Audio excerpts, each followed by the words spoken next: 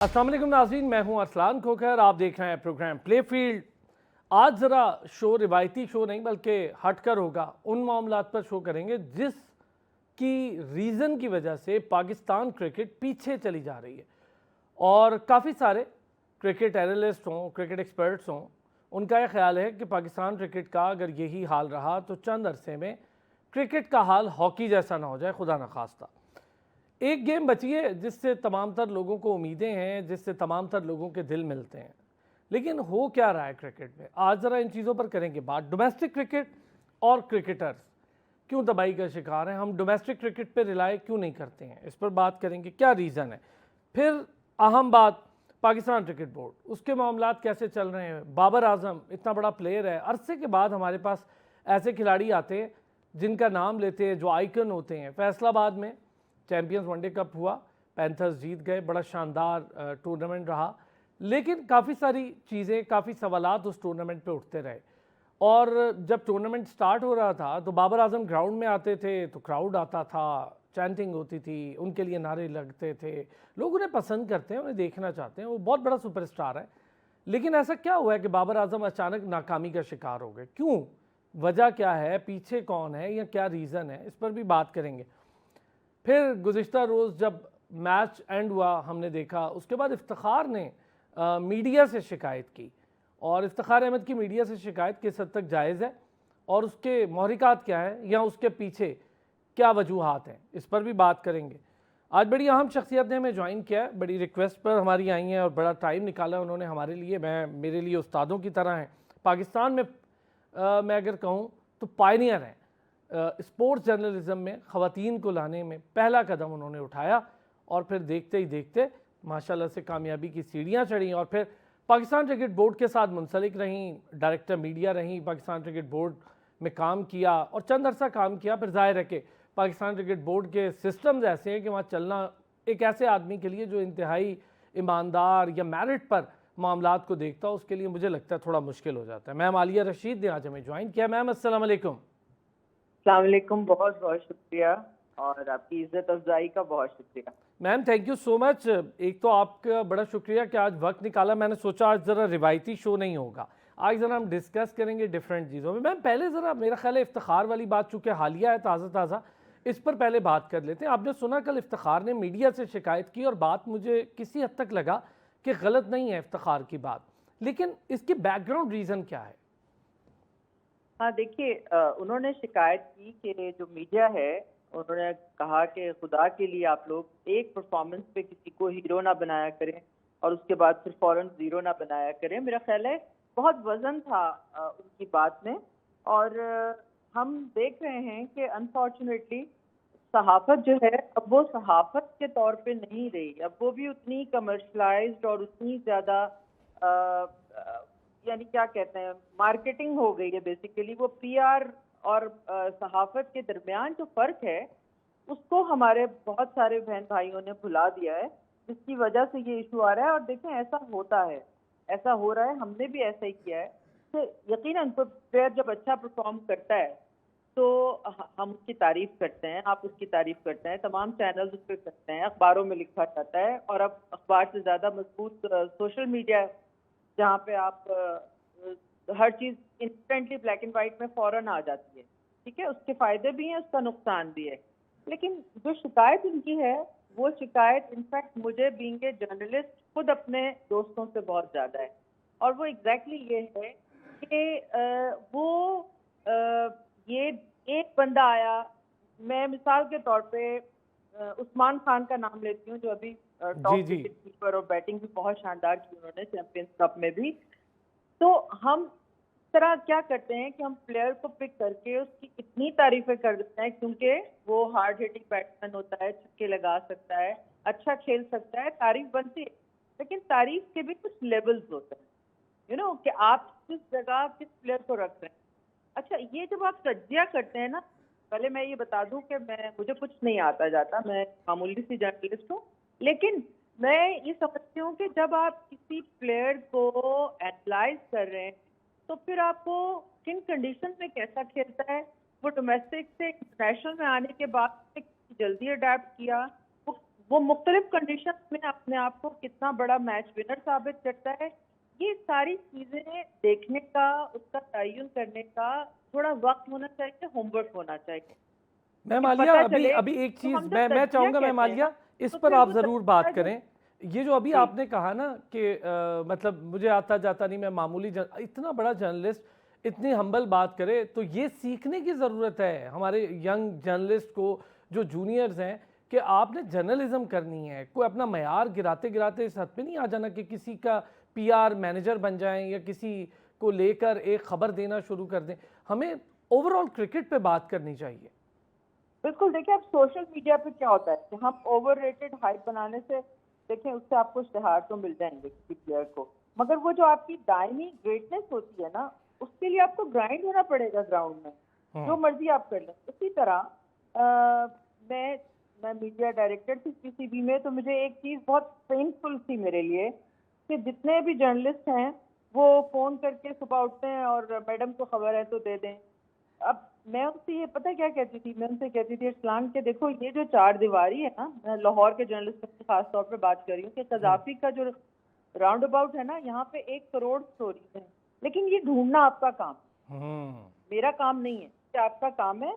तो मुझे ये अंदाजा हो रहा है कि हम लोग जो हैं वो यानी हम सारे ओवरऑल जो जर्नलिस्ट हैं, हमने मेहनत करना छोड़ दी है, और हम ये नहीं समझते कि जो एक प्राइम मिनिस्टर है ना वो 5 साल के लिए आता है, लेकिन जो जर्नलिस्ट होता है ना वो सारी उम्र के लिए जर्नलिस्ट होता है, उसकी कोई अग्री। रिटायरमेंट की एज नहीं होती। तो इसका मतलब है आप पे जिम्मेदारी कितनी बड़ी आती है कि आप पब्लिक ओपिनियन लीडर हैं, तो आप पीआर एजेंसी का रोल अदा करें। तो मैं समझती हूँ तो गलत नहीं कह रहे, अच्छा, मैं 100% भी ठीक कह उनके रहे। साथ अग्री करता हूँ मैं मालिया, क्योंकि देखें कई दफ़ा ऐसा हमने देखा है कि सोशल मीडिया पे तूफान मच जाता है किसी एक परफॉर्मेंस को लेकर, और बात उनकी जी बिल्कुल ठीक है। हम हमेशा कहते हैं डोमेस्टिक क्रिकेट को इज्जत दो। कैसे दें इज्जत अगर एक परफॉर्मेंस के ऊपर, पीएसएल की परफॉर्मेंस ले लें, एक परफॉर्मेंस पे खिलाड़ी पाकिस्तान खेल जाता है, तो जो डोमेस्टिक में 3-3 4-4 सीजन लगा के आस लगा के बैठे होते हैं वो फिर बेचारे बाहर चले जाते हैं। मैं अजीम गुम्मन का आपसे जिक्र करूं, रोहेल नज़ीर खेल रहा है और ऐसे लातादाद है, आदिल अमीन बड़ा शानदार, अभी रिजवान महमूद हैदराबाद से आया लड़का, बहुत अच्छा खेल रहा है, सुलेमान है कामरान गुलाम, हैदराबाद का। अब मैम ये कामरान सारे गुलाम। इनका डिसार्ट हो जाएंगे ना अगर इनको डोमेस्टिक में खेलता देखें और और किसी की नज़र ही ना जाए। उससे भी बड़ी चीज ये है कि आप ये, मैं क्या कहूँ, कभी कभी मुझे लगता है हमारे सिलेक्टर्स, हमारे बोर्ड में बैठे हुए लोग हैं जो फैसला साजी का किरदार अदा करते हैं, उनको कुछ चीज़ों की समझ नहीं है या उसको वो अप्लाई नहीं करते।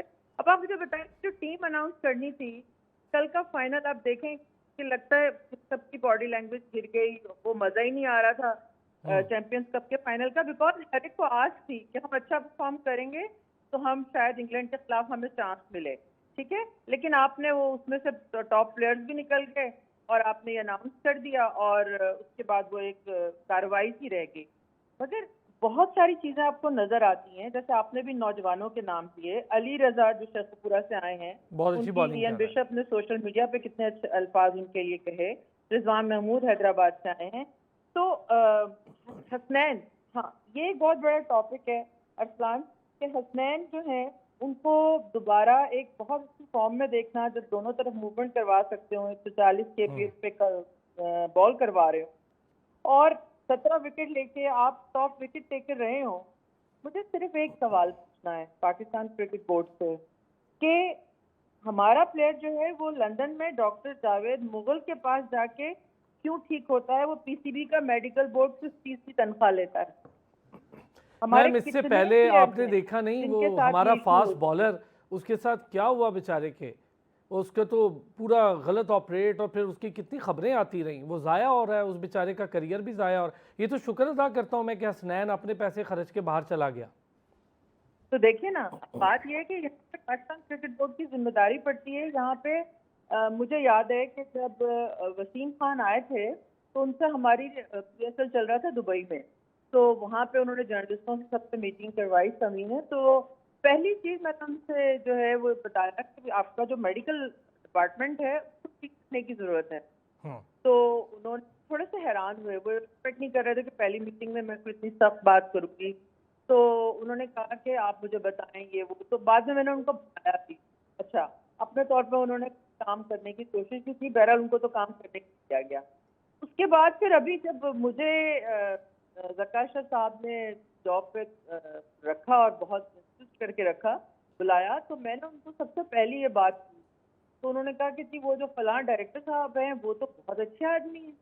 तो जो चेयरमैन है ना वो बेचारे, उन लोगों को पता कुछ नहीं होता कि कौन आदमी जो है उसका क्या रोल है। और अच्छा आदमी तो सभी सभी अच्छे होते हैं, सलाम करने वाले, प्यार से मिलने वाले सब अच्छे ही लोग होते हैं। लेकिन हमने ये डिटरमिन करना होता है कि प्रोफेशनली कौन आदमी, उसकी स्टैंडिंग क्या है। हमारे कितने प्लेयर्स हैं उनके करियर खराब हो रहे हैं पाकिस्तान के सिर्फ मेडिकल डिपार्टमेंट की वजह से। ठीक है ना। अब हर प्लेयर तो नहीं अफोर्ड कर सकता ना कि वो इंग्लैंड जाए, जाके अपने रहने का इंतजाम करे और हाई लेवल पे जाके किसी, क्या पाकिस्तान में कोई हमारा फिटनेस का ऐसा फिजियो नहीं है जो डॉक्टर जावेद मुगल की तरह काम कर सके, या हमारे पास कोई वो कोच नहीं है जो शहबाज साहब की तरह काम कर सके, जिन्होंने हसनैन को दोबारा कितना लीथल बॉलर बना दिया इन विकेटों पे, उसने क्या शानदार परफॉर्मेंस दी है। ठीक, अब हमने फिर, मगर वो मैम कहाँ आलिया, है। ये जो एहसानुल्लाह वाली इंजरी आपको याद होगा, जी एहसानुल्लाह वाली इंजरी बड़ी खतरनाक हुई, इतना फास्टेस्ट बॉलर। अच्छा, एक तो हमारे डोमेस्टिक सर्किट में भी मैं देखूं तो 140 से ऊपर के बॉलर ही कम रह गए। नसीम शाह अगर टेस्ट खेलते हैं तो 132 से 130 पे आ जाते हैं। हाँ, वो T20 खेलते हैं तो फास्ट, लेकिन हसनैन जैसे बॉलर की ज़रूरत आप नहीं समझती हमें टेस्ट में भी है? बिल्कुल है, बिल्कुल यही तो मैं कहती हूँ कि अगर वो फिट है, प्लेयर ऑफ द टूर्नामेंट बन रहा है, फिर उस बच्चे को टेस्ट खिलाओ ना। शाहीन की परफॉर्मेंस तो नजर आ रही है सबको। मैं ये नहीं कह रही कि आप शाहीन को ड्रॉप कर दें, लेकिन आप इनको भी तो रख सकते थे ना, हुसैन को भी साथ रख सकते थे ना। तो ये देखना है, मुमकिन है कि अभी शॉर्टर फॉर्मेट में पॉइंट ऑफ व्यू से ये देखा गया हो, क्योंकि अंदर बहुत सारी ऐसी बातें होती हैं जो आम पब्लिक को या मीडिया को उस तरह पता नहीं चलती। तो ये भी हो सकता है कि हसनैन को अभी कहा गया हो कि आप अभी सिर्फ व्हाइट बॉल तक रहे और आहिस्ता आहिस्ता आप वहां तक पहुंचने के टेस्ट, ये मैं सिर्फ अज्यूम कर रही हूँ, अदरवाइज समझ में नहीं आती कि एक प्लेयर, इसीलिए कामरान गुलाम का केस उठाना चाहती हूँ बात। अगर एक बंदा खेल रहा है, परफॉर्मेंस दे रहा है, मुसलसल फिट है, तो उसकी जगह नहीं बनती। ये कैसे मुमकिन। और जो आपके फेलियर हैं आप उनको again and again again try करें, तो ये बहुत सारी चीजें हैं तो हैं। अच्छा, कामरान गुलाम का मैम आपने जिक्र किया, बेचारा देखें, एक तो मैंने वो प्रेस रिलीज देखी, ज़ाहिर है वो ग्रुप में आई तो हमने भी देखी, उसमें लिखा गया कि हौसला अफजाई की गई है कामरान गुलाम की। अभी तो रिजर्व में भी नहीं डाला था कि उसको रिलीज़ कर दिया कि जाके आप डोमेस्टिक में खेलें, प्रेसिडेंट कप खेल। मतलब ये कैसी हौसला अफजाई है कि एक बंदा पिछले 3-4 साल से टॉप प्लेयर हो आपके डोमेस्टिक सर्किट का, और जब खिलाने की बारी आए तो वही सारी टीम खेले। फिर लोग कहते हैं यार ये टीम तो पहले से फिक्स टीम है, इसको इसमें तो जगह ही नहीं बनती। फिर लोग यूएसए जा रहे हैं, लोग आयरलैंड चले जाते हैं, छोड़कर साउथ अफ्रीका चले जाते हैं, फिर हम परेशान होते हैं। इमरान ताहिर जैसा टैलेंट कहीं और से खेल ले। तैयब ताहिर को देखें मैम, कितनी अच्छी परफॉर्मेंस दे रहा है, मिडिल ऑर्डर में हमारे पास बैट्समैन ही नहीं है, बिल्कुल हम उसको कंसीडर ही नहीं करते। बिल्कुल ऐसा ही है ना। तो ये जब सिलेक्शन के मामला में मुझे एक दो चीजें तो पता चली हैं, वो ये कि एक टेस्ट में परफॉर्मेंस के बाद शायद अब अगले टेस्ट में ये चेंजेस का सोच रहे हैं। जो इनकी डेजी की जो गिलिप्सी हैं, इनकी अप्रोच ये है, गालिब खान मसूद ने भी प्रेस कॉन्फ्रेंस की है, उसमें भी इस किस्म का कोई इंडिकेशन की गई है। तो ये जरूर होना चाहिए, इसमें कोई शक नहीं है कि आप अपने प्लेयर्स को सपोर्ट करते हैं और आप उनको पूरा मौका देते हैं कि अपने आप को प्रूव करें। ठीक है, जी लेकिन अगर वो मुसलसल आपको मायूस कर रहे हो और आपके पास बेंच पे अच्छे प्लेयर हो, तो यकीनन उनको ट्राई करना चाहिए। तो एक नए जज्बे के साथ, एक नए पैशन के साथ, फ्रेशनेस के साथ आते हैं और कुछ करके दिखाना। इशू पाकिस्तान टीम का ये हो गया, यहाँ पे वो ख्वाहिश ही मर गई है जो मानों तक छूने की ख्वाहिश पैदा कर, वो खत्म हो गई है। वो सिर्फ अब सब लोग जो हैं वो टीम में रहने के लिए हैं, उसके बहुत सारे और को पता है। तो मुझे बड़ा वो हैरत होती है कि हमारे यहाँ जो ग्रेटेस्ट की विराट होने के लिए, अगर आपको विराट कोहली जैसी जो अप्रोच चाहिए, जो जो मुश्किल फैसले ओन करते हैं कि प्रोफेशनली मुझे इतना अजीम बनना है कि वो अपने फूड की भी डिटेल पे काम कर रहा है, वो अपनी फिटनेस की डिटेल पे भी काम कर रहा है, वो अपनी स्किल के ऊपर भी काम कर रहा है, जब परफॉर्म नहीं करता परेशान हो जाता है। लेकिन फिर एक आध इनिंग खेल के फिर दोबारा अपने अपनी टीम को जिता देता है। अच्छा, बिल्कुल सही। हमारे यहाँ क्या हो रहा है, हमारे यहाँ सिर्फ ये है कि टीम ये नहीं समझा जा रहा कि क्रिकेट टीम जो है ये टीम गेम है, इसमें एक आध परफॉर्मेंस इंडिविजुअल से आप नहीं जीतते। आपको परफॉर्मेंस कम से कम 7-8 लोगों की परफॉर्मेंस अच्छी होगी तो आप टेस्ट सीरीज जीतेंगे। इस तरह अच्छा नहीं मैम, होता। हम जरा आपने जिक्र किया विराट कोहली का। हमारे यहाँ बाबर आजम बड़ी तेजी से कामयाबी की मंजिलें चढ़ रहा था, हुआ क्या ऐसा आपकी नज़र में? ऐसा क्या हो गया है कि बाबर, मुझे पता नहीं क्यों उस माइंड फ्रेम में लगता ही नहीं है जिसमें वो खेला करता था, फ्रीली शॉट्स मारता था, उसका फुटवर्क इतना मज़े का चलता था, दुनिया उस पर रिसर्च कर रही थी। क्या हुआ बाबर आजम को? उसके ये नाकामी के पीछे क्या है बाबर आजम की? मेरा ख्याल है नाकामी तो शायद नहीं कहना चाहिए। ठीक है, मैं मानती हूँ बहुत इनिंग्स गुजर गई हैं उनकी बड़ी परफॉर्मेंस दिए बगैर, और जितनी वो मेहनत करके, जितना वो अपने आप को पॉलिश करके लेके आ रहे थे, वो अचानक रुक गया। हम्म। उसमें क्या होता है, वो रुक, तो मुझे लगता है मेरा जो मामूली सा तजज़िया है वो ये है कि आप इजी हो जाते हैं, क्योंकि आपकी जो प्रोफेशनल मिराज है शायद वो यहीं तक थी। ठीक है। सेकेंडली आप आ जाते हैं बहुत जल्दी कप्तानी के चक्कर में। कप्तानी बहुत बड़ा प्रेशर है। कप्तानी करना कोई आसान काम नहीं है। पाकिस्तान टीम की करना तो बिल्कुल ही आसान नहीं है, क्योंकि यहाँ पे एक टीम में कई लीडर खेल रहे होते हैं और हर एक को कंट्रोल करना होता है। वो एक प्रेशर होता है। मगर ये भी प्रेशर बाबर ने, मैं बड़े वसूख से कह रही हूँ कि लड़ भड़ के लिया था, तीनों फॉर्मेट का मैं कप्तान रहूंगा वरना मैं नहीं रहूंगा। तो ये इस चीज से भी बहुत फर्क पड़ा। और आपके पास जब पैसा, बड़ी गाड़ियां और लग्जरीज आ जाती हैं, तो मुझे लगता है कि आपका ध्यान उतना उस तरफ नहीं रहता जितना आप इनिशियल स्टेजेस पे मेहनत करते आए हैं। वरना अभी तक आप ये देखिए कि बाबर आजम अगर लेफ्ट आर्म बॉलर से आउट हो रहे हैं, स्पिनर से, तो वो क्यों नहीं इसके ऊपर काम कर रहे? उनको अंदर आती गेंद जो है वो तंग करती है लेफ्ट आर्म स्पिनर की, तो वो क्यों कर रही? उसके ऊपर आप क्यों काम नहीं कर रहे? ये नहीं मैं कह रही कि वो मुझे तो उतनी फिक्र नहीं होगी जितना उनको खुद अपने करियर की होगी। सही लेकिन बात है। प्रॉब्लम नजर ये आता है कि वो जो एक आदमी के अंदर तहरीक होती है, वो जो आग होती है, फायर होती है आगे ले जाने की, वो शायद कहीं रुक गई है। उसको दोबारा से जलाने की जरूरत है। मैं उसको दोबारा से। क्या कोई आपकी नज़र में कुछ रीज़न ऐसी भी है जो शायद बैकग्राउंड पे कुछ चल रही हो, बोर्ड के इश्यूज हों, कैप्टनसी के मामला तो आपने बता दी, कोई ऐसा भी है कि उसको कोई माइंड फ्रेम से निकालने की कोशिश भी नहीं कर रहा? कौन निकालेगा? ऑब्वियसली तब मैम, जो जो लोग उसके साथ काम कर रहे हैं, बोर्ड का भी काम विराट कोहली को देखें ना, कैप्टनसी से हटा, उसकी फॉर्म नहीं लग रही थी, उसके बावजूद उसको खामोशी से खेलने दिया गया, उसको तंग नहीं किया गया। मगर देखिए ना, यहाँ पे सिचुएशन ऐसी है कि अगर आप ये समझते हैं कि पाकिस्तान क्रिकेट बोर्ड की बिल्डिंग में जो लोग बैठे हैं वो इंडिविजुअल्स के ऊपर तवज्जो देते हैं, तो कोई मजाक नहीं हो रहा। ऐसी तो कोई फिक्र ही नहीं है। आप रख देते हैं एक साइकोलॉजिस्ट साथ रख देते हैं, वो लड़के उनकी तकरीर कहते हैं हमने नहीं सुननी इनकी बातें, जर्नल फीडबैक बता रही हूँ आपको। तो पीछे भी बाबरी साहब भी एक रखे गए थे, वो कोई बहुत अच्छा रिस्पॉन्स ही नहीं है। ये जो मेंटोर्स है ना जो अभी क्रिकेट बोर्ड ने रखे हैं, ये मेंटोर्स प्रोफेशनल मेंटोर्स चाहिए जो कि इन प्लेयर्स के साथ काम करें। ये बहुत जरूरी चीज होती है। ये मेंटल स्ट्रेंथ क्या है? मेंटल स्ट्रेंथ आपके अंदर वो जज्बा पैदा करता है कि आपने चैलेंजेस को कैसे अहेड लेना है, कैसे एक्सेप्ट करना है, और उस टाइम पे आपके रिएक्शन कैसे होंगे जो आपको आगे लेके जाएंगे। ये सारी चीजें मेंटोरशिप होती हैं। ऐसा तो कोई सिलसिला वहाँ नहीं है पाकिस्तान क्रिकेट बोर्ड में। खुद ही करना है, या आपके होता ही है कि आपके यार दोस्त होते हैं, कुछ कोचेस से आपकी दोस्ती हो जाती है, तो वो अच्छे होते हैं तो आपको अच्छी बात बताते हैं। कुछ स्टेज ये आ जाती है, तो मैंने बहुत करीब से देखी है कि प्लेयर्स को अगर कोचेस बताते भी हैं तो वो इतना अपने आप को बड़ा सुपरस्टार समझते हैं कि उन पे वो काम करने को तैयार नहीं है। तो देखिए, हर आदमी कहते हैं कि हर आदमी अपने हालात का खुद जिम्मेदार होता है।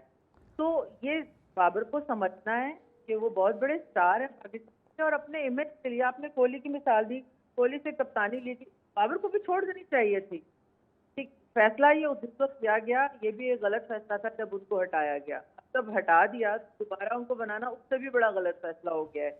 आप ग्रेट प्लेयर है, उसको ग्रेट प्लेयर बनने के प्रोसेस में जाने दें। मतलब प्रॉब्लम ये है कि वो प्लेयर खुद नहीं चाहता। आप क्या ma'am thank you so much, बड़ी डिटेल डिस्कशन और काफ़ी सारे पहलू थे जो इस वक्त ज़रूरी थे बहुत सारे लोगों के लिए सुनना भी समझना भी।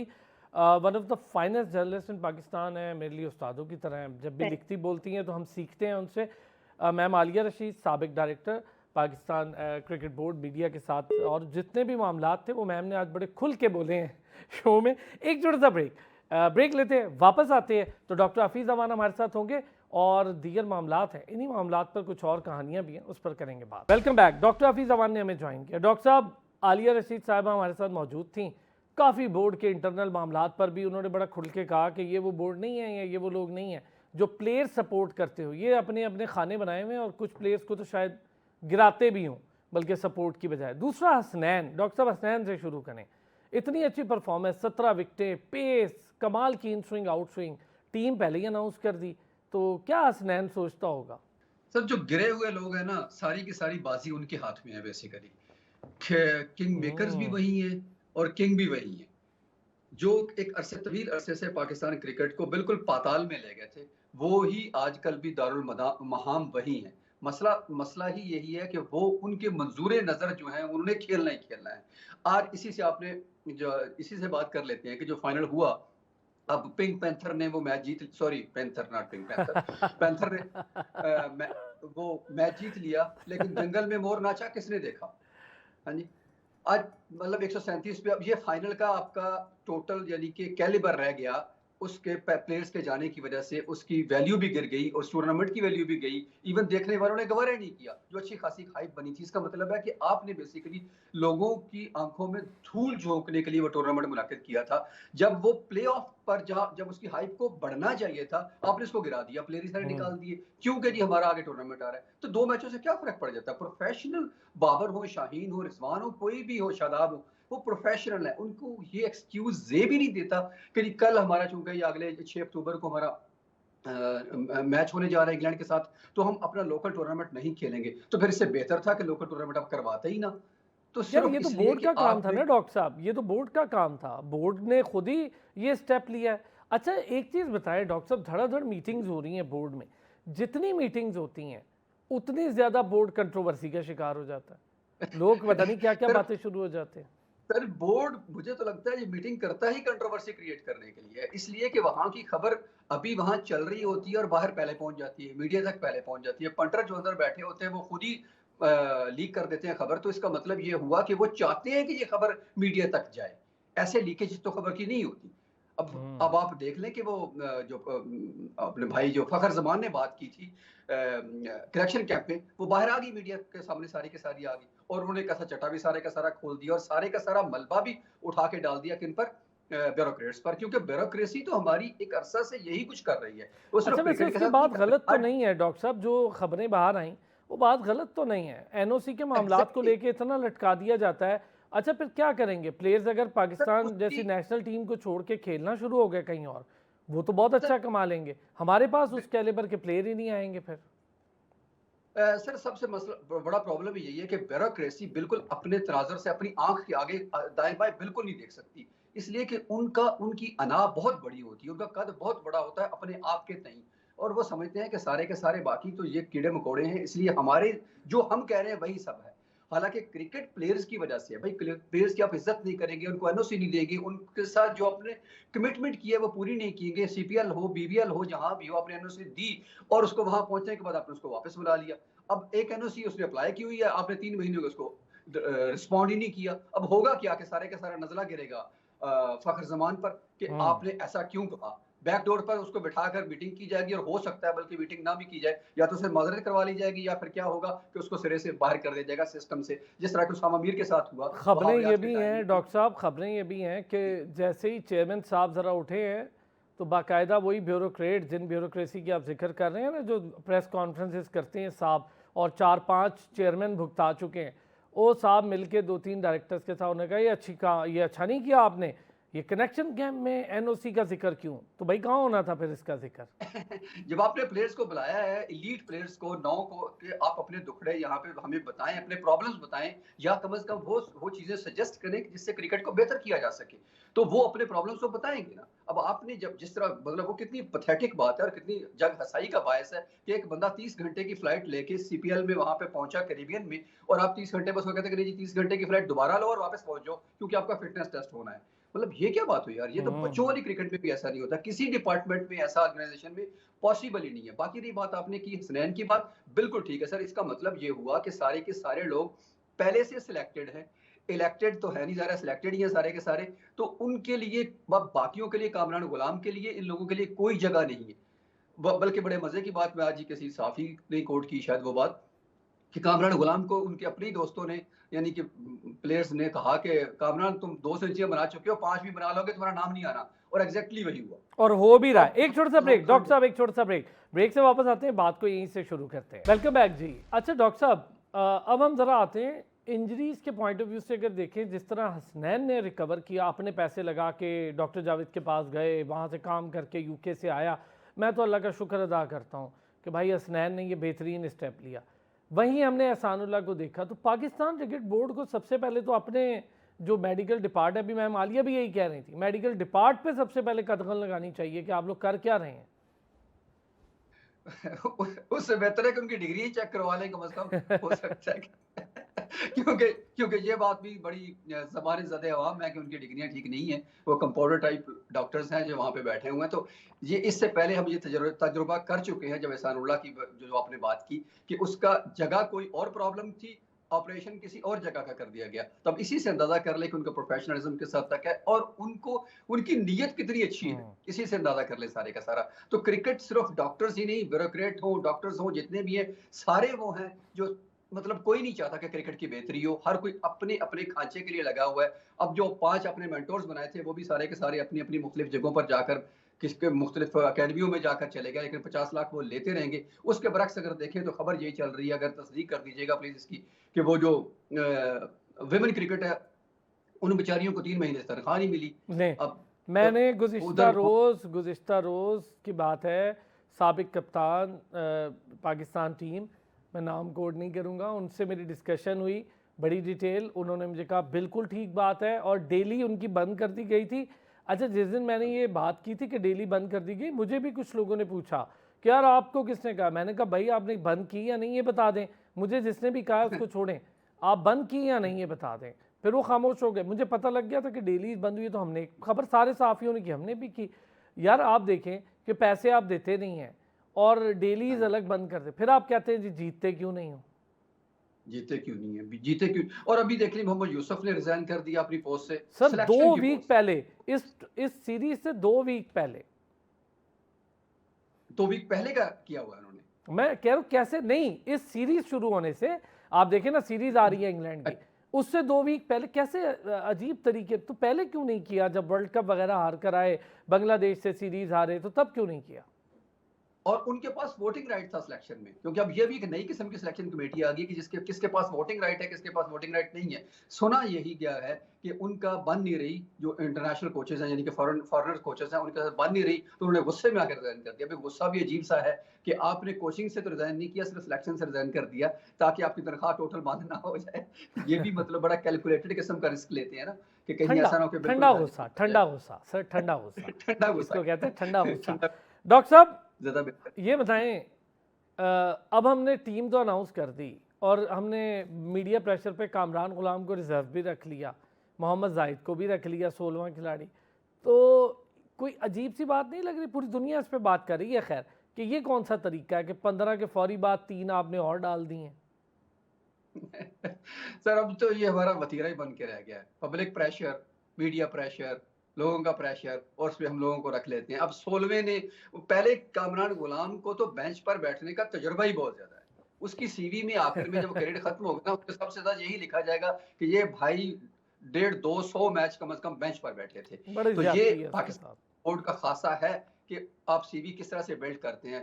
भाई मेरे 16वें के लिए कहाँ खेलना है, यहाँ तो 12वां और 13वां नहीं खेल पाता। अबरार इससे पहले हमारे पास कितनी बड़ी एग्जांपल है, कितना लंबा वो बेंच पर बैठे। अच्छे बुरे होना मैं इस चक्कर डॉक्टर में नहीं साहब पड़ एक रहा। चीज़ हम जो मैं और आप हमेशा डिस्कस करते हैं, क्योंकि वक्त कम होगा, लास्ट में ये चीज़ आपसे पूछना चाहूँ। हम मैं और आप डोमेस्टिक क्रिकेट पे डिस्कशन बहुत करते हैं ना, लेकिन क्या डोमेस्टिक क्रिकेट की तबाही की बड़ी वजह नहीं कि डोमेस्टिक क्रिकेटर यही देख के डिसार्ट हो गया, भाई मैंने तो खेलना ही नहीं है, तो मैं क्या करूंगा परफॉर्मेंस दे के। कितनी तैयब ताहिर, रिजवान महमूद, हुरैरा, कामरान गुलाम, हसनैन, अली रजा, परफॉर्मर एक से एक परफॉर्मर, लेकिन क्या करें, वो कहाँ जाए।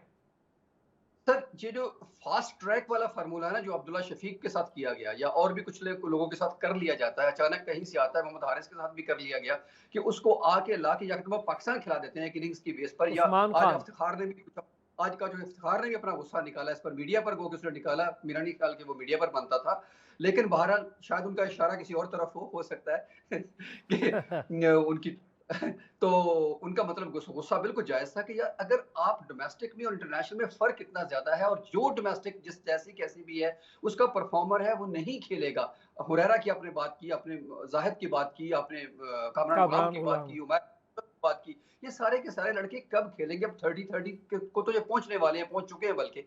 तो इसके बाद इनकी कैरियर वैसे भी कितना रह गया, खेल भी जाएंगे तो साल दो हार्डली खेल जाएंगे, और फिर हम प्रेशर इतना ज्यादा होगा इन पे परफॉर्मेंस का। फिर हम गुलाम को कहते फर्ज हैं, करें आप और डॉक्टर साहब खिला फिर भी हम देते हैं। कहते हैं कि डोमेस्टिक क्रिकेट की तबाही की वजह क्या है, नज़र भी आ रही है, फिर भी हम पूछेंगे कि तबाही की वजह क्या है। डॉक्टर हफीज़ फर्क अमान साहब, बहुत है मैं सर, इस पे ना बहुत। आपके साथ कल इंशाल्लाह और एक डिस्कशन रखूंगा, इस पे हम ज़रा डिटेल डिस्कशन कल करेंगे। आज ज़रा ये बड़े अहम पॉइंट्स हैं जिस पर बात करनी थी। डॉक्टर हफीज़ अमान साहब, thank you so much sir, आपने भी हमें ज्वाइन किया। आलिया रशीद साहिबा का बहुत शुक्रिया, प्रोग्राम के पहले हिस्से में हमारे साथ रहीं। कल फिर होती है आपसे मुलाकात, अपना ख्याल रखिए।